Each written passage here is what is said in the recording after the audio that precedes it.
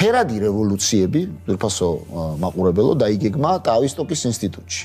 ტავისტოკის ინსტიტუტი არის ცნობილი სოციალური მასების, სოციუმების მართვის ინსტიტუტი დიდ ბრიტანეთში, რომელშიც მუშაობს 2500-ზე მეტი ფსიქიატრი.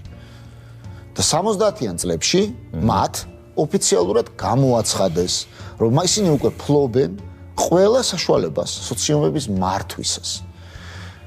არსებობს მანუალები, რომელსაც პირდაპირ აწერია ფერადი რევოლუციების ტექნოლოგიები, რომელშიც გაწერილია სქემატურად ყველა ის შესაძლო სცენარი, რომელიც თითოეულ ნაბიჯს შეიძლება მოყვეს და ასე ვთქვათ, რისკების დაზღვევითა და ბალანსით როგორ მიაღწიონ სოციუმის მართვას თავისი ინტერესების შესაბამისად.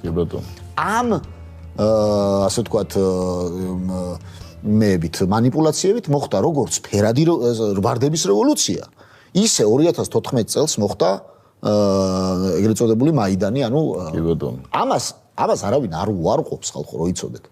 უბრალოდ თქვენ მაგალითად აი ასეთი გამოცემა არსებობს Foreign Affairs. ძალიან ძლიერი, ძალიან მნიშვნელოვანი, ყველაზე პრესტიჟული პოლიტიკური გამოცემა, სადაც პირდაპირ არის ესეთი ისინი ამერიკა ამზადებს ნეონაცისტურ ნეონაცისტურ ჯგუფებს უკრაინაში.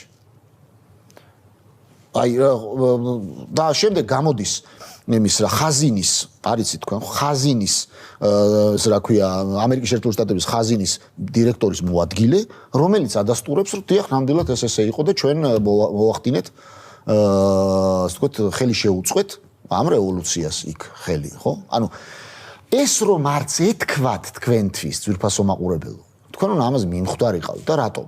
იმიტომ რომ გეოპოლიტიკურად უკრაინა, საქართველო და ესეთი გარშემო, რაც ეგრეთ წოდებულ ჰარტლენდს არტყავს გარშემო, ეს არის რიმლენდი. ასე ეძახიან გეოპოლიტიკოსები. ოღონდ დასავლეთის გეოპოლიტიკოსებს საუბრობ. ანუ დასავლეთის თვალში ჩვენ ვიმყოფებით რიმლენდის ტერიტორიას. ეს ნიშნავს რას? როგორც ბატონმა, დიდმა გეოპოლიტიკოსმა, ნიკოლოს სპაიკმენმა აგვიხსნა, რიმლენდი არის ტერიტორია, რომელიც უნდა გაკონტროლდეს ჰარტლენდის განვითარების შესაჩერებლად. კი ბატონო. თუ რიმლენდის ქვეყნები უარს ამბობენ ამ კონტროლზე და თანამშრომლობაზე, მაშინ იქ უნდა დაენთოს ცეცხლი ბატონის სპაიკმენის მიხედვით. ციტირებს ბატონი გიორგი, ციტირებს თავის სიტყვით კი არა. კი ბატონო, ეს ჩემი აზრი არ არის. ასეთი სტრატეგია აქვს. ამ სტრატეგიამ მოიგო ცივი ომი.